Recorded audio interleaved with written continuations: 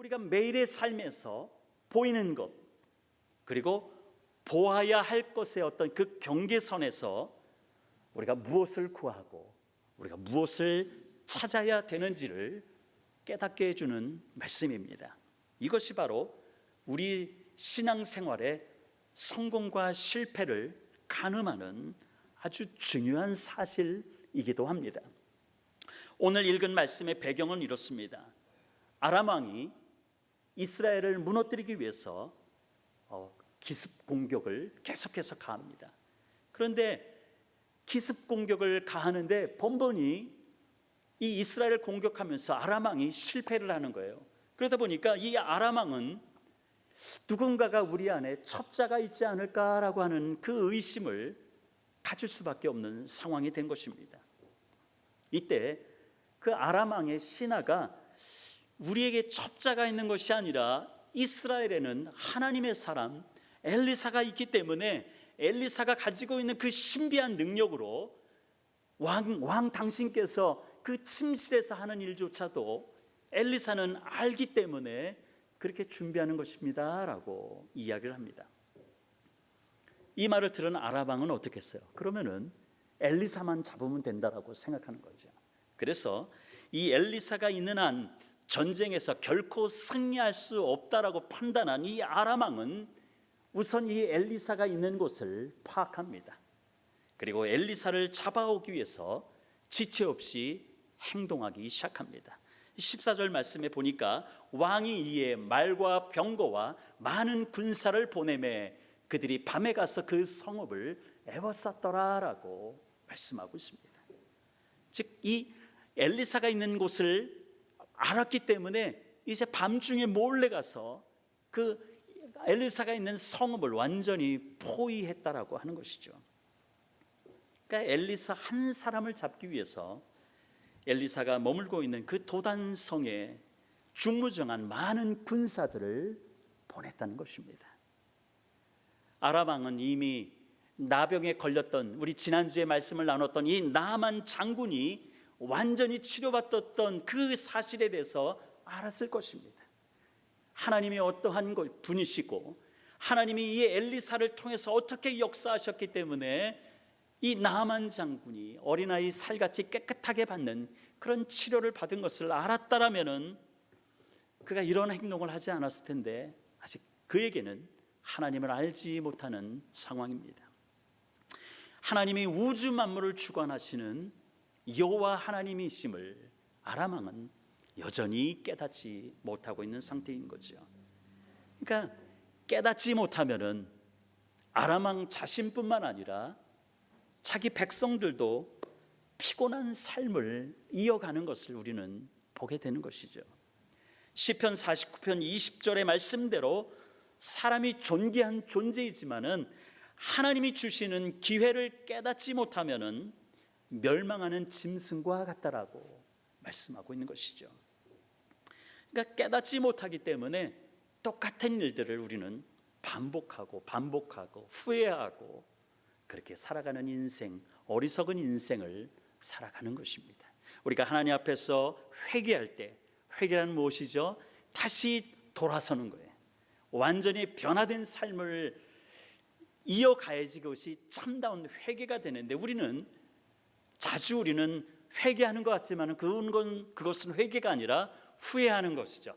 내가 믿음의 사람인데 이러면 안 되는데 하고 후회하다 보니까 똑같은 삶을 반복하게 하는 것이죠. 우리가 주님 앞에 회개할 때는 내가 오늘 결단해서 다시 내가 돌아서서 하나님이 기뻐하는 일을 행하겠다라는 새로운 삶으로 변화되지 않는 것, 그것은 다 온전한 회개가 아니다라고 하는 것입니다. 이처럼 아람 왕은 깨닫기는 깨달았는데 하나님이 어떠한 분인지, 그리고 그 하나님의 엘리사를 통해서 역사하시는 그 역사들이 어떠한 것인지 알았지만은, 그러나 여전히 이 아람 왕은 깨닫지 못하기 때문에 자신도 여전히 피곤한 삶을 사는 것이고 그의 부하들도 역시 그러한 삶을 살아가고 있는 것입니다.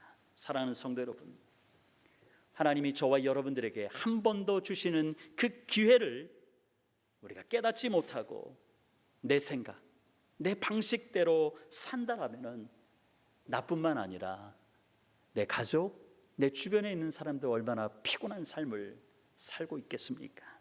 우리는 정말로 주님 앞에서 내 변화된 삶을 통해서 나 때문에 나도 하나님이 주시는 기쁨의 삶을 살 뿐만 아니라 나 때문에 내 옆에 있는 사람들도 하나님을 만난 그 기쁨을 누리게 되는 복의 통로가 되시기를 주님의 이름으로 축원드립니다. 오늘 또 15절 말씀에 보니까 하나님의 사람 이 사환이 일찍 일어나서 나가보니까 이 밤중에 그 성을 에워싼 군사들이 눈에 보이는 거예요. 그 중무장한 군사와 말과 병거가 성읍에 쌓여 있는 것들을 이 하나님의 사람 엘리사의 사환이 보니까 이게는 큰일 난 거예요. 그래서 내 주여 우리가 어찌하리까라고 엘리사에게 달려와서 그렇게 이야기합니다. 그러니까 사환은 낙심한 겁니다. 선생님 큰일 났습니다. 이제 우리는 어떻게 하면 좋겠습니까? 우리는 죽었습니다 라고 그 사환이 그렇게 얘기하고 있는 것이죠. 그런데 우리가 살면서 절망에 빠지는 것은 이렇게 단순히 눈에 보이는 것만 가지고 우리가 절망에 빠지지는 않는다는 것입니다. 왜 우리가 절망에 빠질까? 우리가 보이는 현실이 어둡고 절망적임에도 불구하고 우리가 더 절망에 빠지는 이유는 아직 일어나지 않은 일들을 우리가 생각하면서 예측하기 때문에 부정적인 판단을 내리고요, 그리고 다 끝났다라고 포기하기 때문에 우리는 절망하고 주저앉게 된다는 것입니다. 그래서 어떤 목사님이 이런 얘기를 합니다. 절망이라고 하는 것보다 더한 하나님에 대한 불신은 없다라고 말하는 목사님이 있습니다. 맞습니다. 우리 믿음의 사람들이 하나님 앞에서 우리가 절망할 때 이것은 하나님을 불신하는 것보다 더한 죄다라고 우리는 생각해야 된다는 것입니다.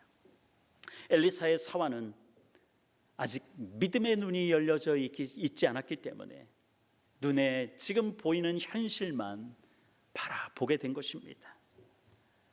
이 눈에 보이는 현실, 사환이 아침에 일어나서 보는 그 중무장한 포위된 자신이 있는 성읍을 포위한 이 군사들을 보니까 얼마나 무서웠겠습니까?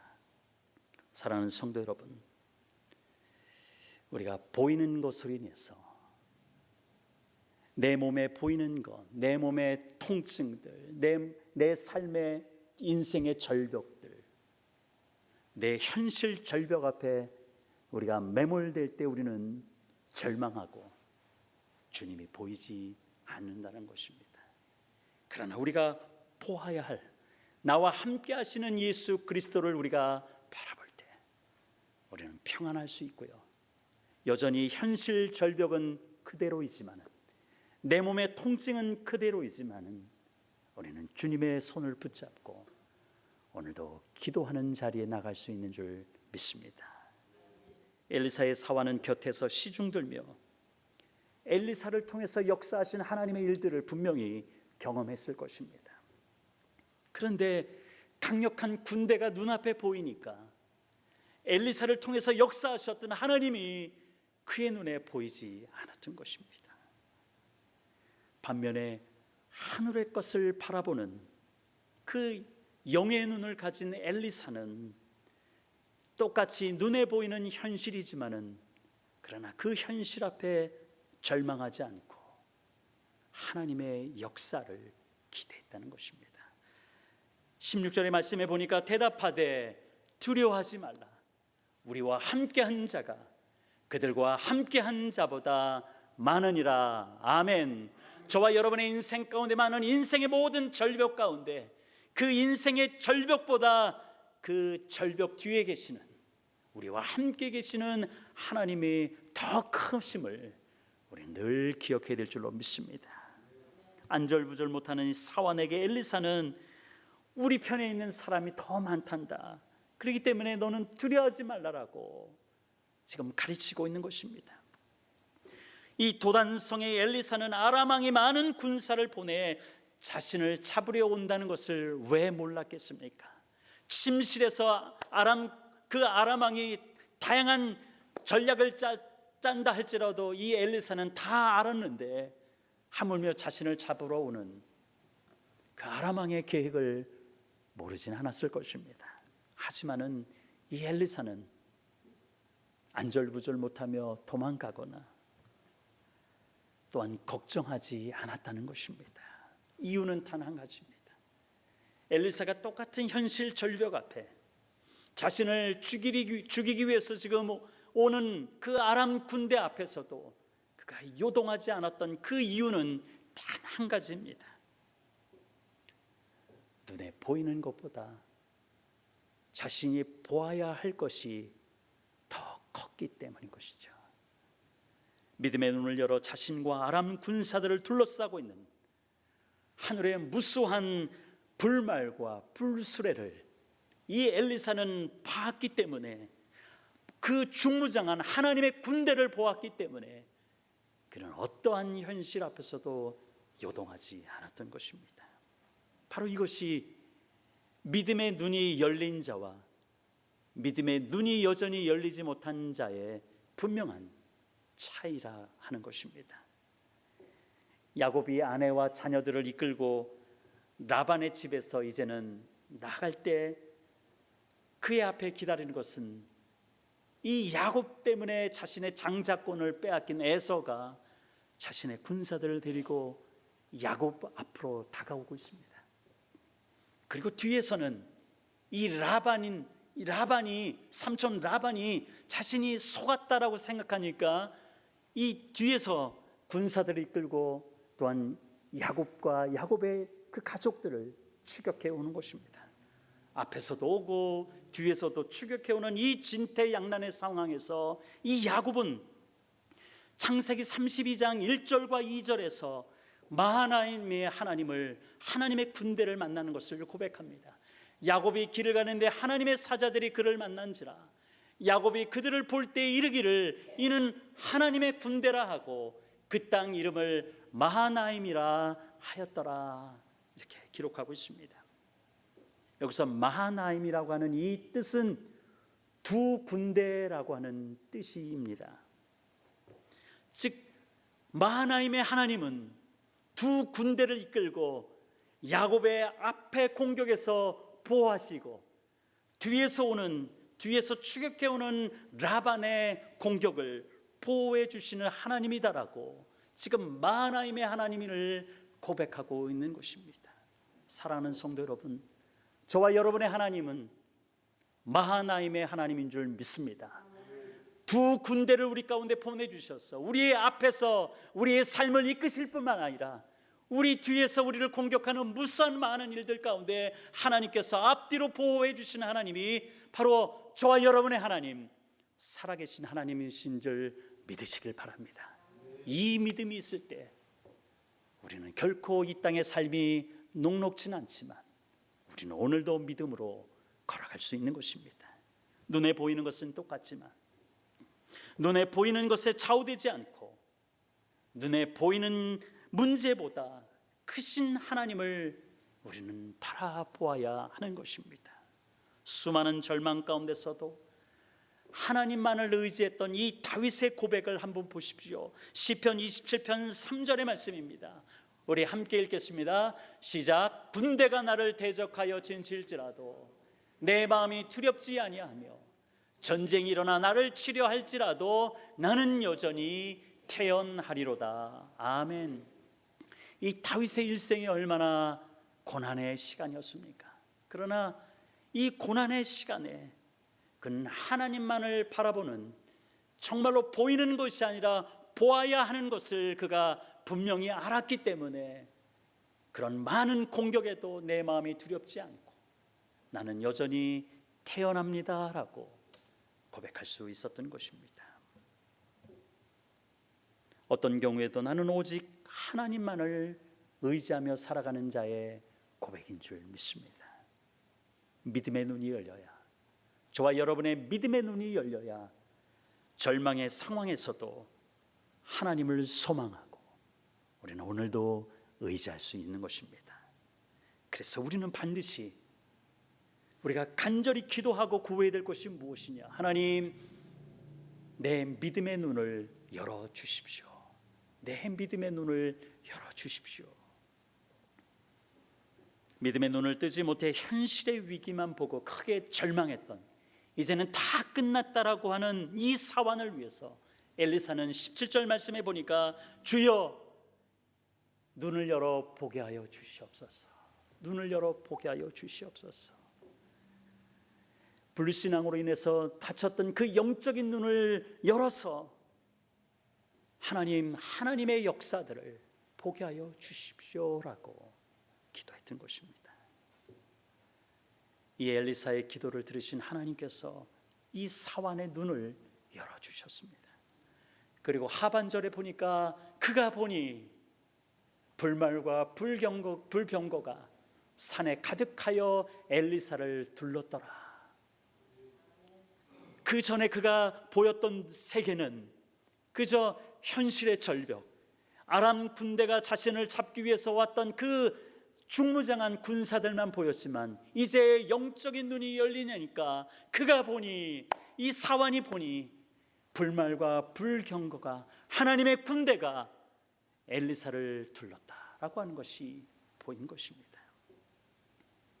오늘 우리들도 믿음의 눈만 뜬다라면, 우리의 믿음이 눈이 열리기만 한다라면 하나님을 전적으로 의지함으로 세상의 위협과 고난 가운데서도 우리는 두려워하지 않고 오히려 우리는 태연한 마음으로 평안 가운데 우리가 서게 될 줄로 믿습니다. 믿음의 눈을 가진 자는 하나님의 전능하심을 힘입어 절대 절망의 상황에서도 절대 희망을 품을 수 있는 자들이 됨을 여러분 기억하시길 바랍니다. 우리의 현실은 절대 절망이지만 그러나 나의 믿음의 눈이 열려서 나와 함께 하시는 하나님이 내가 겪는, 내가 보고 있는 모든 문제보다 더 크신 하나님이기 때문에 우리는 절망하지 않고 우리는 절대 소망을 품을 수 있는 자가 될 수 있는 줄 믿습니다. 여기서 열어서라고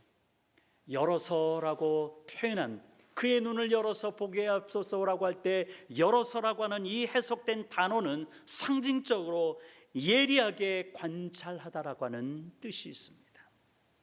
즉 믿음의 눈이 열린다는 것은 예리하게 하나님을 관찰하고 하나님을 자세히 본다라고 하는 의미가 있다는 것입니다. 하나님이 내 믿음의 눈을 열어주신다라면 틀림없이 나와 함께 하시는 하나님의 일들을, 그동안은 우리가 지나가는 풀꽃처럼 이름도 알 수 없는 그 야생화를 그냥 지나쳤던 것처럼 우리는 이제 하나님의 일들을 경험했지만은 그냥 지나치는 것이 아니라 우리의 믿음이 눈이 열리기 시작한다면 작은 일에도 하나님께서 역사하시는 것들을 우리는 예리한 눈으로 그것을 보고, 아, 하나님께서 이렇게 역사하셨구나.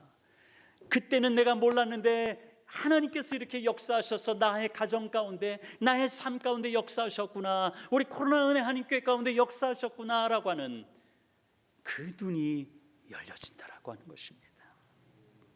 그렇게 되기만 한다면 보이는 것에 의해서 요동하는 우리가 아니라, 우리의 자녀들이 아니라 보이는 것은 잠깐이라고 여기고 보아야 할 하나님의 손길에 우리는 믿음으로 의지하고 담대함으로 주님과 함께 그 고난을 뛰어넘게 되는 줄 믿습니다.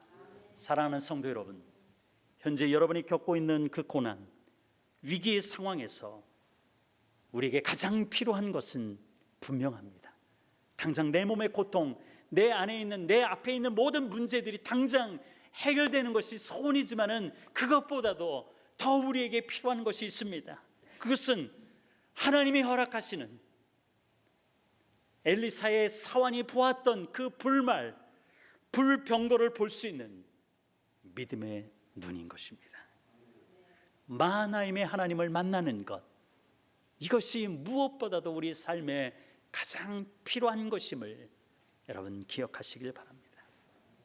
이 한 주간도 우리는 이 땅을 살아가면서 어떤 일이 우리에게 닥쳐올지 우리는 아무도 알 수 없는 것입니다. 저희 아들이 원래는 토요일 날 도착했는데 비행기 탔다가 갑자기 또 새벽에 전화가 온 거예요. 아빠, 비행기가 회항해서 다시 일본으로 갔어요 라고. 그래서 오늘 도착해서, 원래는 어제 도착했는데 이 비바람, 이게 번개가 막 치고 막 그 폭풍이 오라오니까 비행기가 가다가 도저히 이 비행기도 번개를 맞았는지 다시 회항해서 일본으로 돌아왔다라고 하더라고요. 그것처럼 전혀 예상할 수 없는 일들을 우리는 날마다 만납니다. 우리가 내일 일을 우리가 어찌 알겠습니까? 그러나 이 한 주간 우리가 살아갈 때 우리가 예측할 수 없는 일들을 우리가 만나더라도 그 어려움 자체를 우리가 보지 말고 그 배후에서 역사하시는 하나님의 손길을 볼 수 있는 믿음의 눈을 열어서 이 한 주간도 믿음으로 승리하시기를 주님의 이름으로 축원드립니다.